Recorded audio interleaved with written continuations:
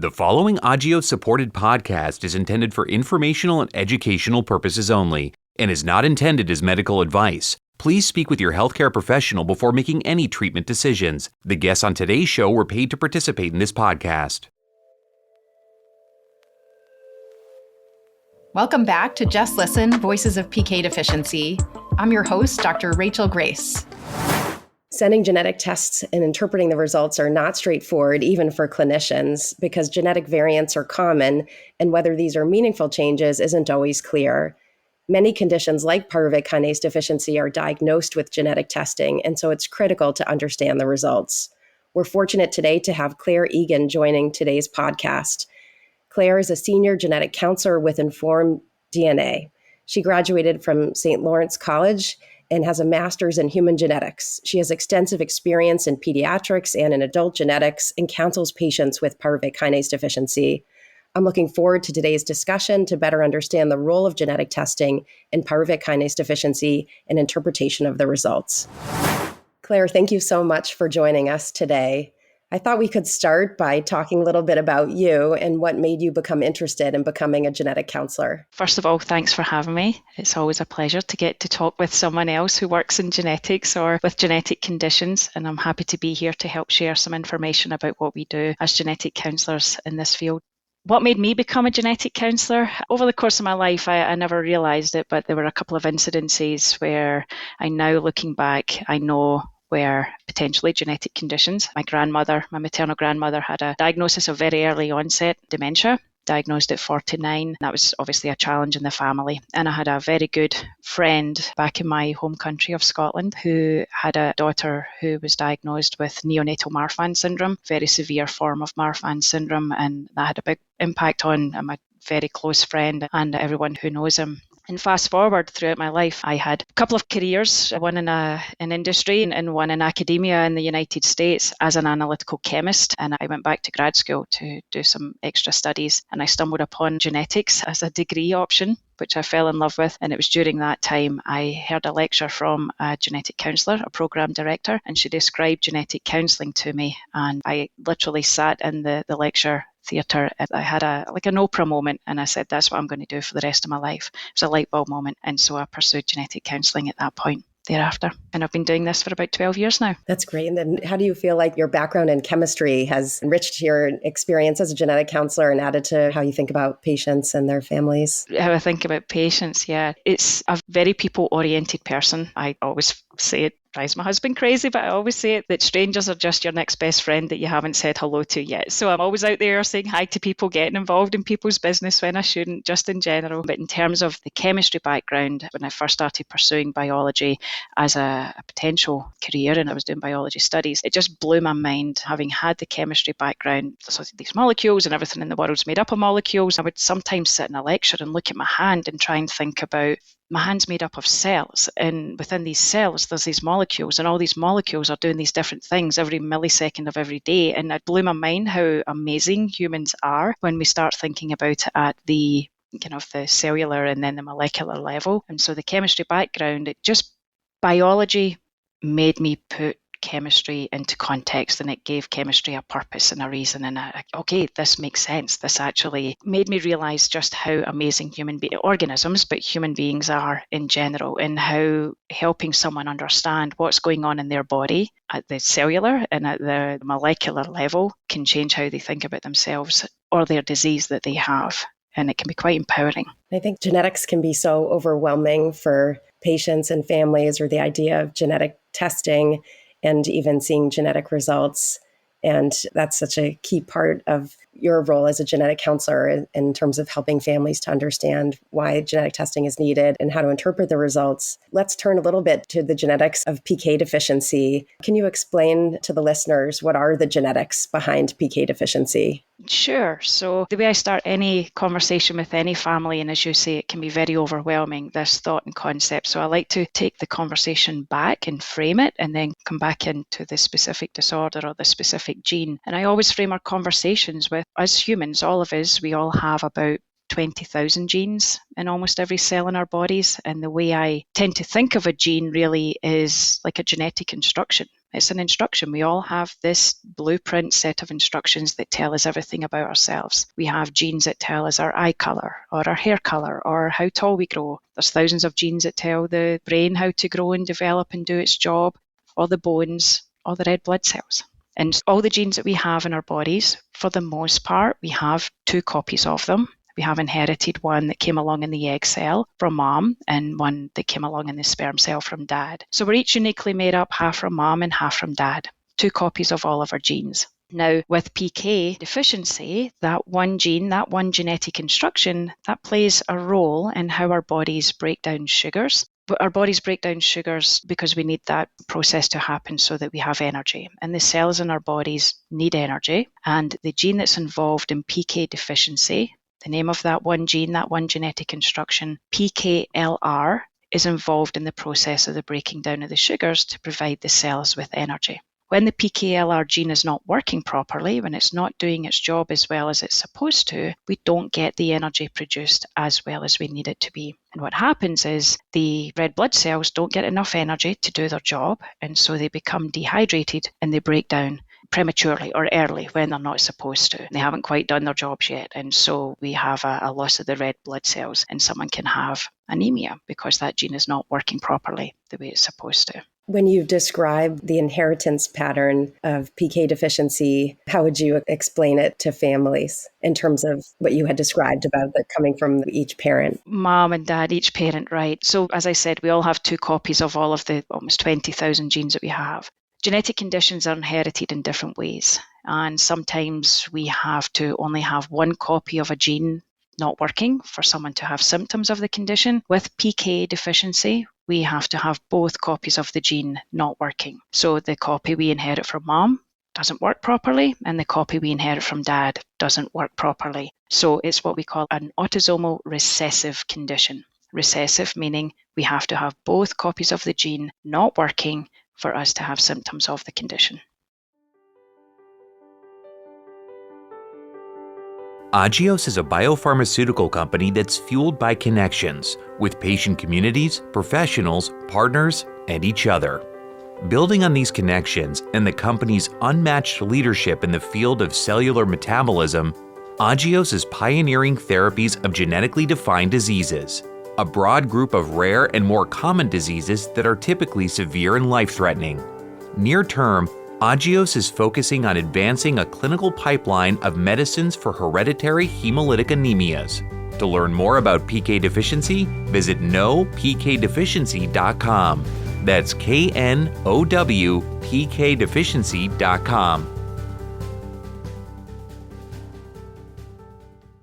One complicating factor, I think, for clinicians, but for patients and families too, when they get back the results, is that different tests may be sent from different practices. And so it may be that between 2 individuals, they've had different types of genetic tests done with ultimately the same result in terms of finding out that they have pyruvate kinase deficiency, but the genetic testing was done differently. And so I wondered if you could talk a little bit about that as well. The different types of tests, yeah, of course. And even taking a step a little bit further back in terms of how the testing can be done, some people will come to us and they'll say, oh, genetic testing, I don't know, you're going to do a spinal tap, right? And they think it's some big thing where we're going to be very invasive and it's a procedure that they're nervous about going through with. Historically, we were doing genetic testing on blood samples, and fast forward now to 2023, we can easily do genetic testing on blood samples. Sometimes people do it on a skin biopsy if we're looking for a very specific type of condition, but we can also do genetic testing on a saliva sample. It's nothing more than spitting in a tube. Sometimes we can use, let's say we have an infant, for example, who can't sit up and fill the tube full of saliva. We have a cheek swab, so we call that a buccal swab. So there's different methods with which that we can collect the sample and run the testing on, but it's really, for the most part these days, can be non-invasive and can be done in saliva or a cheek swab, so really quite simple. And then the types of testing that can be done, so if we have, let's say, an infant and they have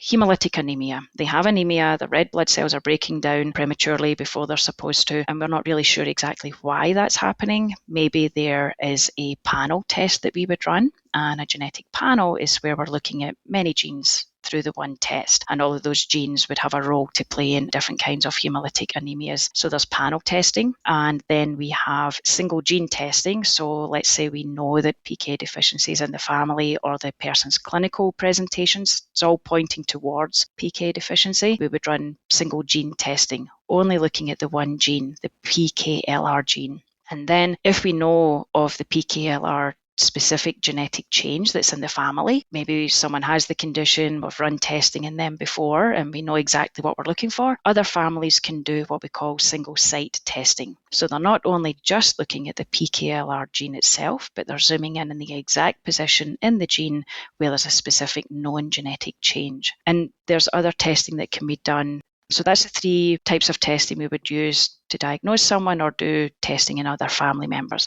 When it comes to the technicalities of the testing, there's a couple of things that get done in the lab. One is sequence analysis, where they are reading through the gene and they are reading the sequence or the spelling of the gene, and that's sequence analysis. And they also do different testing that's called deletion and duplication analysis, where they're looking for pieces of genetic information missing or extra within the gene itself. So deletion is piece missing and duplication are pieces extra, missing and extra pieces of genetic information. So different samples, different types of testing, and then different technicalities when it comes to the test that's getting done in the lab, but ultimately ends up with the same result. Thank you. That helps to clarify, I think, a lot for the listeners. One other area that I think leads to confusion in pyruvate kinase deficiency is the way that the genetic changes are described, that oftentimes in the medical literature now, or even in clinical practice, we're talking about PKLR changes and referring to specific gene changes as either missense mutations or non-missense. And I wondered if you could describe what these 2 terms mean. Yeah, absolutely. And those are just 2 of the terms that we can see on test reports. There's lots of different words that can be used. And oftentimes genetic test reports come back and they're full of technical information, they're full of genetic speak. And if you don't speak the language in your everyday life, the test report means nothing to anyone outside of genetics. In one sense, it keeps us in a job, so that's great. But in the other sense, it's not very helpful when someone's looking at a test report, and it, again, can be quite overwhelming. And you're saying a lot of words. What does this actually mean for me? What does it mean for my family? What does it mean for my baby who's in the hospital and could be quite sick? And so it's a great question to try and understand what those words mean. It might be useful to break it down and what's going on with the testing. So when a lab gets your sample, they pull out all your genetic information and then they look at the gene in question or genes in question. And I said earlier, they're reading through your genes and they're looking for spelling errors or spelling mistakes within the gene. I literally mean that. All of our genes, all of our genetic information is made up of strings of letters. Each gene is made up of strings of thousands of letters. There's only 4 letters in the genetic alphabet. A, like apple.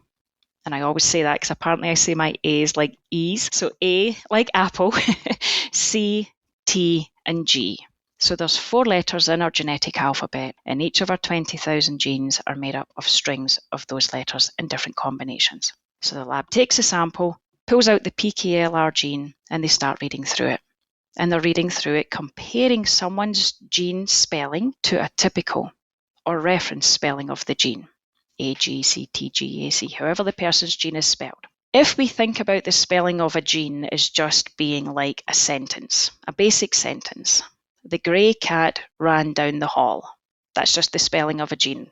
For example, I'm just bringing this back into context in a way that we could maybe understand. We'll take a sentence, the grey cat ran down the hall. If someone has a missense genetic change, their sentence maybe reads, the grey cat ran down the ball, B-A-L-L, as opposed to H-A-L-L. It's a spelling difference in the middle of the sentence. It's a missense. The word looks similar, sounds similar when you say it, but it's a different word. Ball is different from hall. So that's a missense. There's a missense change within the gene. It's a letter difference, may or may not have an impact on the sentence, the gene itself. If we say the grey full stop, that's nonsense. It's not a full sentence, doesn't make any sense, and there's a full stop where there's not supposed to be a full stop, and that's a nonsense genetic change. And effectively, what's going on there and what we're thinking about and why the lab puts that in a lab report is that it can tell us the spelling difference that was identified in someone's gene. Does it have any impact on the gene at all? Does it stop the gene from working completely? Or does it change the gene just a little bit where we have enough of the gene still doing its job? And so it can have an impact on what it means for someone's clinical presentation. With many genetic conditions, the net effect is that regardless of the change, the net effect is it's stopping the gene from working. And that's not the case with PKLR. We can have some of the gene doing some work some of the time. Any follow-up questions on that? Was there anything that I said there about that sentence structure that doesn't make sense? I think that sentence structure makes it more clear what the difference is between missense and non-missense. And there's, as you were saying, so many different ways in which a change can be a non-missense change. And the effect is generally drastic to the sentence or to the gene or the way that the protein's made. But depending on where it occurs, there's the potential actually that it doesn't have to be drastic, but that most of the time it will be. I think, as you were saying, for pyruvate kinase deficiency, this becomes such an important concept because there does seem to be a relationship between those genetic changes and the way that the protein is made and then has an effect on symptoms and complications. And there doesn't seem to be a perfect correlation between the two. But for some of the registry data that we've looked at over time, there does seem to be a relationship where people who have two more drastic changes, two non-missense mutations or changes, do seem to have a higher rate of complications and issues and transfusion needs as compared with those who have two missense, two more minor changes.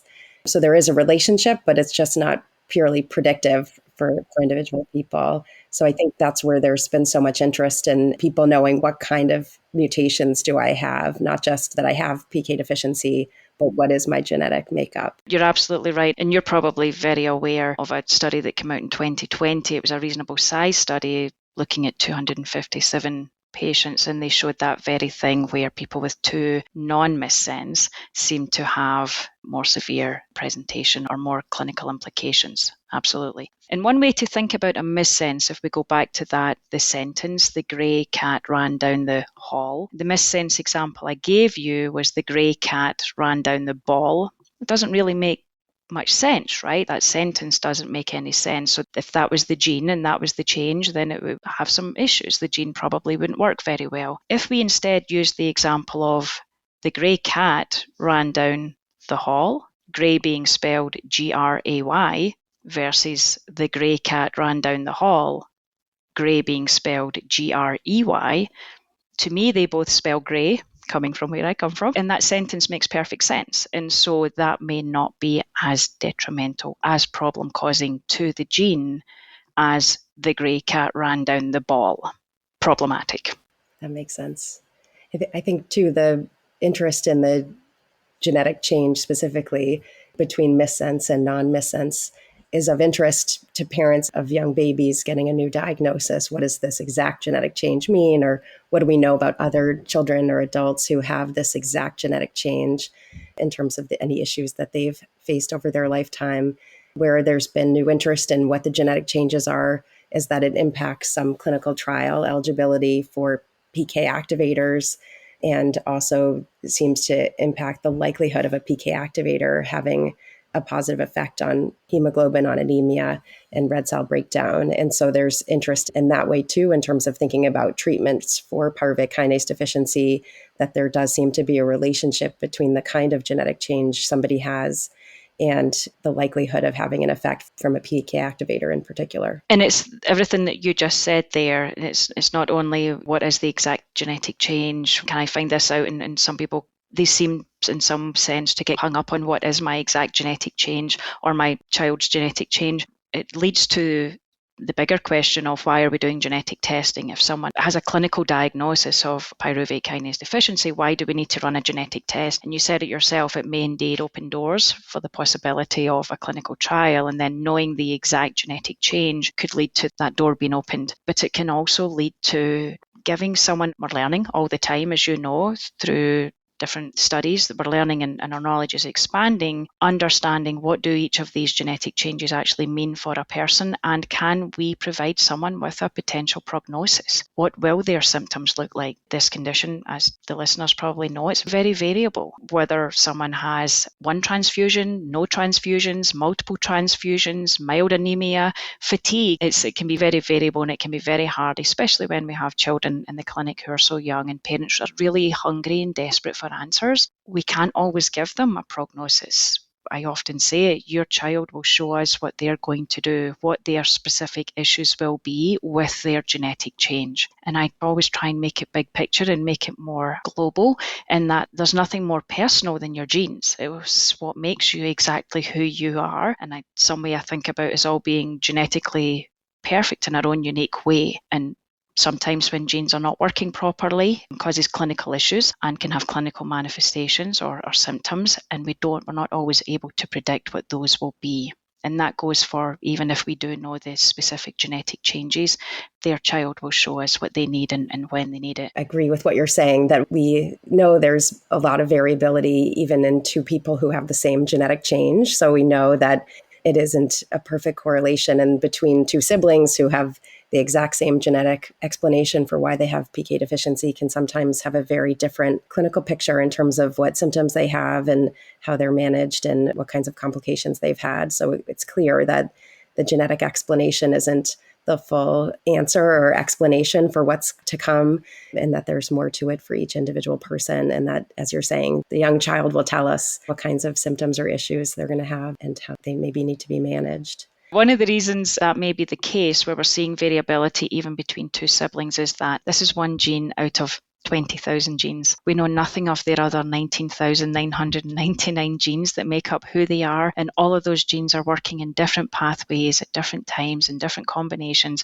And each sibling, while they share 50% of all of their genes, their DNA, they are uniquely themselves. And so they have all those other genes playing a role in how their body breaks down sugar or produces energy or how their red blood cells work. And we're so far from understanding all of those pathways and all of the fine details to be able to say, okay, this is your set of 20,000 genes. This is how your body's going to react through life and in each and every different circumstance. And we just don't know most of that information. Again, I'm never going to get to retire. We find too, as we do more genetic testing or have, as you had said before, these gene panels, that people who have pyruvate kinase deficiency might have a genetic change in several other red cell genes that are probably genetic modifiers or modifiers to the bigger picture of what makes them who they are. And we do keep getting smarter in some ways, but then it gets more complicated in other ways and even more difficult to try to explain. Going back to the genetic testing, another point of confusion is the test result of a variant of uncertain significance. And that result comes back quite a bit when we send genetic testing. And we know as more and more people who have hemolytic anemias are having genetic testing, that for pyruvate kinase deficiency in particular, that there are new variants that are coming up on a regular basis. So I wondered if you could explain what a variant of uncertain significance is. The variant of uncertain significance, the favorite thing in my daily life. I talk about variants of uncertain significance, I think, more than I do anything else, because more and more these days we're running larger panels. We're uncovering genes that are associated with different conditions. And we always say it, let's look at the fewest number of genes possible, because the chance of finding a variant of uncertain significance increases with the more genes that we look at. If we take a step back for a second and we think about the 20,000 genes in the body, from a medical standpoint, we know what about maybe 6,500, maybe 7,000 of them do with regards to their normal job, what they do in the body and what it means if they don't work. So there's a good 13,500 genes that we don't know what they do yet. We're still figuring out their actual function in the body. If we then zoom into each gene and we look at each letter, that I told you earlier, there was thousands, if not tens or hundreds of thousands of letters that make up the spelling of each gene. We're so far from understanding fully what each letter would mean if it was different along that gene. When the lab reads through someone's gene, their PKLR gene, they're reading through it and they're looking to see how is this gene spelled compared to the typical or reference spelling of the gene. If they find at any point there is a spelling difference, the lab asks a couple of questions. Do we know that's a true genetic error? that's going to stop the gene from working, from doing its job? Have we seen it in other people before with PK deficiency? If the answers are no, they'll ask the other question, have we seen this gene in large enough numbers in the general healthy population? And if the answer's still no, then they're left with this, we don't actually know what this spelling difference means. All we can say is that this person has a spelling difference compared to what we expect, and we don't know if that's problem causing or not. So they report it back as a variant of uncertain significance. And I talk with people all the time, and I often caution about getting too hung up on a variant of uncertain significance, because I get it, someone's looking for an answer, they're looking for the why, but the lab truly doesn't know what that variant of uncertainty means at this point in time. Meanwhile, the patient over here is thinking, well, if it wasn't something, the lab wouldn't have put it on the report. And I get why that's easy to jump to that conclusion. There's really nothing to be done about a variant of uncertain significance until it's able to be reclassified. Sure, we can have some suspicion around it, and we can maybe just put an asterisk beside it and say to be revisited, but all we can do is really wait. Over time, as the lab runs samples more often in individuals with the condition or in the general healthy population, when they're able to reclassify a variant, when they have enough data, they would reissue, for the most part, a new report and let someone know or let their providers know, here's the new report. Now we're starting to gather some data on reclassification in different disorders and different genes, and we're finding that somewhere in the realm of 85 to 90% of the time, depending on the condition, variants of uncertainty are getting reclassified as completely benign, not problem causing. And so with having more and more experience with variants of uncertainty and their reclassification, we realize that the vast majority of the time, a variant will be reclassified as not problem causing, and it's not something that's really been helpful in the family. I think for people who have evidence of red cell breakdown, for who have hemolysis, and there's this question of what is the type of congenital hemolytic anemia, what's the red cell problem they were born with, if they have one PKLR change that is known to be what we call pathogenic, disease-causing, and another that's the VUS, that variant of uncertain significance. What sometimes can be helpful is trying to identify an expert red cell reference center that might be able to help to try to determine whether it's more likely to be pathogenic or more likely to be, as you said, a benign normal gene change. I think this is particularly useful in people who look like they have a red cell issue to begin with, where you can see that there's an issue in the other laboratory tests and trying to come up with a genetic explanation. I think in that circumstance where you have the VUS, it can be useful to pursue that if possible, because as you said earlier, knowing the answer may help open doors in terms of having potential treatments and other things. That's where I think the VUS can stand in the way, if that may be the explanation and there's uncertainty, and just trying to explore what options there are for trying to get to an answer more quickly than the kind of usual slow reclassification system that often happens with VUSs, which sometimes takes years to happen. A long time. It can take years. Yeah, but absolutely can take years. And sometimes we will, not only what you're describing there is the functional studies, asking the lab, okay, can you make this change in a cell in the lab setting? And then what does that do to the red blood cells? And that's functional studies, looking to see, is this detrimental to the gene? And the other thing that can be done is familial studies. So if we have a sibling who has the genetic change that definitely stops the gene from working, and they don't have the VUS, they have not inherited the variant of uncertainty, but they still have PK deficiency, that's informative. It tells us that there might be some other genetic change there that the lab test just hasn't been able to pick up to date. And then if we test another family member who has the variant of uncertainty and they don't have PK deficiency, does that tell us something? So we can glean information by testing additional family members as well. Combination of all the disciplines. People often have questions about what does it mean to be a carrier of PK deficiency or a carrier of a genetic condition. Can you talk a little bit about that? So I talked earlier about PK deficiency being a recessive condition where someone has to have both copies of the gene not working. And when we have someone who has a recessive condition, oftentimes assumption is, but we will confirm with genetic testing, is that one copy of the gene not working came from mom and one copy of the gene not working came from dad. Mom and dad don't have PK deficiency, they don't have the genetic disorder. And when we look at their genetic testing, it shows us that mom has 2 copies of the PKLR gene, just as we all do, and dad has 2 copies of the PKLR gene. Now, being a carrier means that you have one copy of the gene in question not working, and then you have a regular working copy of the gene. So mom and dad are both carriers, having a regular working copy of the gene as well as the non-working copy of the gene. And we'll have couples talk to us regularly and they'll say, does this mean that all of our children are going to have the condition? We're carriers, but we don't have it. We're healthy.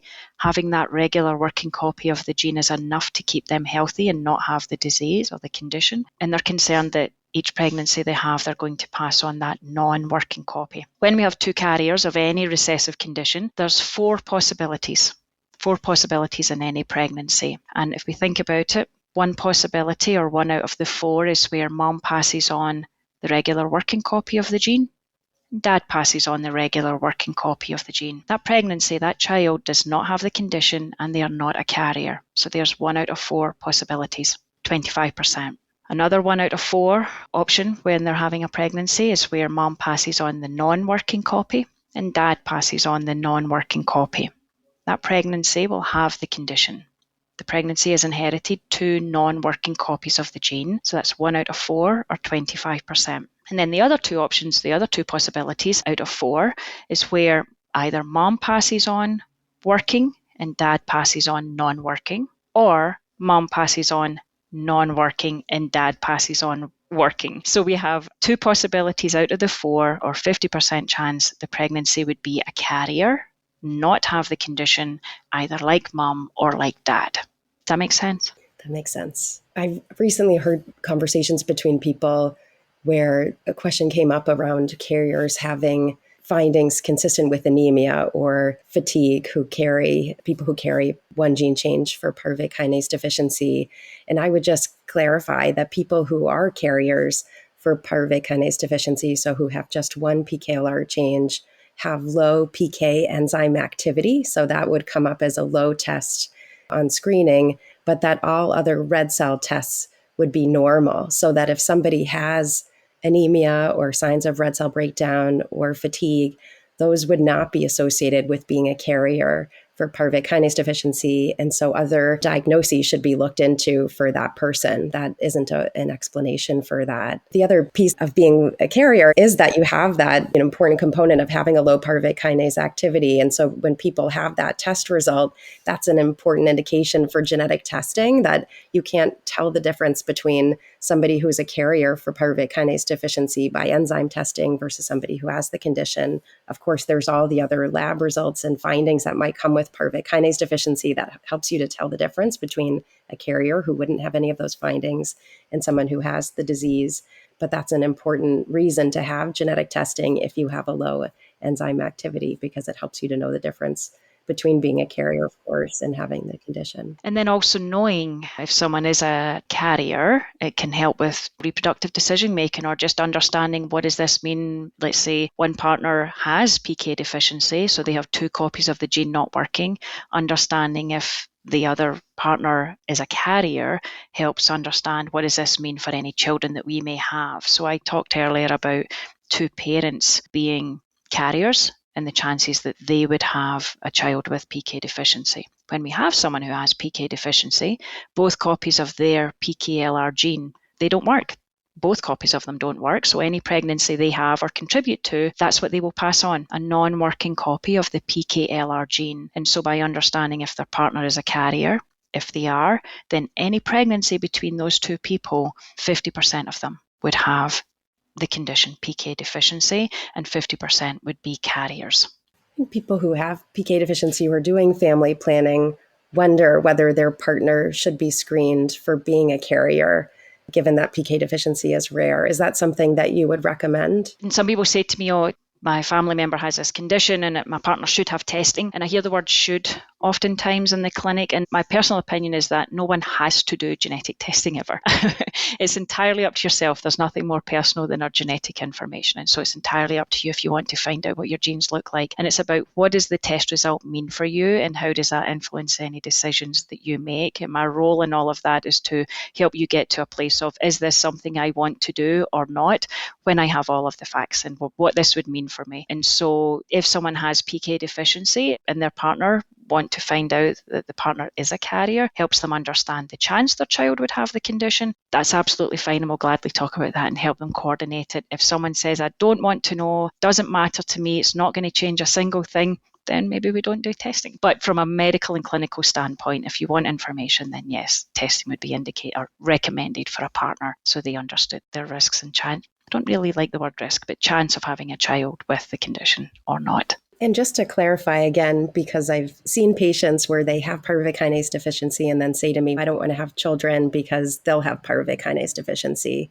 So can you just clarify again, if someone has pyruvate kinase deficiency, what's the likelihood of them having a child with pyruvate kinase deficiency? If a person has pyruvate kinase deficiency, and so there's different scenarios here, and their partner has pyruvate kinase deficiency, 100% of their biological children will have pyruvate kinase deficiency. Mom has two non-working copies of the PKLR gene. That's all she has to pass on. Dad would have two non-working copies of the PKLR gene. That's all he has to pass on. So both parents would be passing on non-working copies. Each pregnancy would have the condition. If we have one partner who has the PK deficiency and the other partner does not have PK deficiency and is not a carrier, none of their children will have the condition. All of their children will be carriers. And that happens because the affected partner has two non-working copies of the gene. That's all they have to pass on to any pregnancy, non-working copy. And the other partner is not a carrier, does not have the condition. They will pass on a regular working copy of the PKLR gene. All of their children will be carriers. That makes sense. Thank you.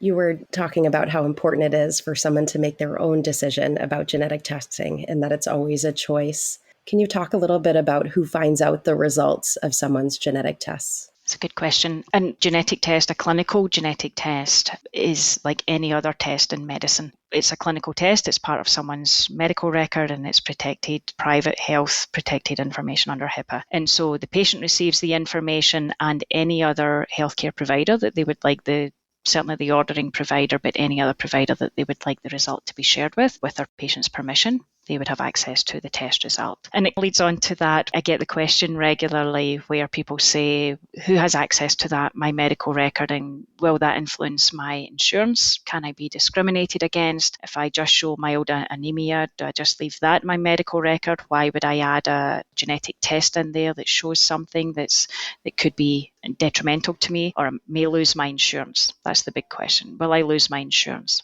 There's a federal law in place known as GINA. And GINA is the Genetic Information Non-Discrimination Act. And GINA provides protections with regards to medical insurance and employers. So neither of those two bodies can discriminate against someone because of a genetic test report. Medical insurance cannot deny someone coverage. They cannot charge them higher for a premium. And an employer cannot fire someone because of a genetic test report. GINA has been in place since 2008, and there's never been a case brought against GINA. Now, one thing that we're very clear to discuss with people before they run any genetic testing is that GINA does not provide any protections with regards to life insurance, long-term care, or disability insurances. And there's no protections for military personnel. Now, if someone has their life insurance in place or long-term care, whatever, any insurances like that in place, and then they run the genetic test, they do not have to go back and tell the insurance company, hey, I ran a test, do you want to see my results? The policy was agreed upon, they agreed to your premium every month, and that doesn't change. If someone runs a genetic test and then they try to get life or long-term care or disability insurances, and the company asks, have you had genetic testing? The person would have to say, yes, I've had genetic testing. And if the company asks, what are your results? You would have to share them. So there are protections, but it doesn't cover everything. And it depends on where you're at and whether you have your insurance in place or not, what difference it makes to you. But you don't automatically lose medical insurance because of a genetic test result. It just doesn't happen. Thank you for clarifying that. I have one last question for you. What advice do you give families when you're giving new results of a genetic test in a baby? For example, if you're seeing a family that just had a child who had genetic testing and has a new diagnosis of pyruvate kinase deficiency, what kind of advice would you give to them? It's always interesting in the the clinic, especially with very young children, and I've worked in pediatrics for many years and had experience in the NICU with families getting these brand new diagnoses. And fundamentally, the bottom line is that they know their child is sick. They know there's something going on, and they've been looking for answers. And while it can be hard to hear the words, the genetic test results, and this is a genetic error, and it's not something where we can just do one-time transfusion and off we go and everything's going to be great. I'm always very clear that the worst is here, right? We're standing in the clinic. You see what's going on. This genetic information is just telling you why. It's telling the doctors why. It's helping us understand a bit more about what's going on, what the prognosis may look like. And the key thing for me is that a genetic test result, and this goes for any genetic condition, a genetic test result fundamentally does not technically change anything in that person. It does not change anything in the cells and the molecules themselves. This genetic difference has been there since conception, and we've just peeled back a layer and shown people that it's there. We haven't changed anything. Nothing's changed from before we got the result to now. And so it's just showing us something that's already there, and it's now allowing doctors and providers to take care of their child with all the information. And it may open doors, as we talked about earlier, it may open doors for potential trials, for example. Even though we don't have a fix and a cure right now today, it doesn't mean that there wouldn't be one in the future. And now we have the tangible why. You know about the medical stuff, the scary stuff, that's happening, and that may continue to happen, but we now know why. And it's something tangible, and it's something to read up on, and it's a place where we know there may be clinical trials, there may be support groups. There's lots of benefits to understanding the why someone has a sick child. And it can also help them by understanding the chances of having additional children with the condition or not having additional children with the condition. It's also a possibility, even though they're not thinking about additional children in that moment in time when you're standing in the clinic with a brand new baby who's quite sick. But down the road, and it's one thing, I've said it regularly, getting to follow families in the clinic. You'll follow them for a couple of years, and when you see them in 2 years, I always say to them, I never say it at the time when I'm standing there early on, but in a couple of years' time, and you see them again and you see how resilient the parents are and how this has just become part of their life and how well adjusted they have become, and they love their child dearly and they're now living with the condition and they understand what's going on.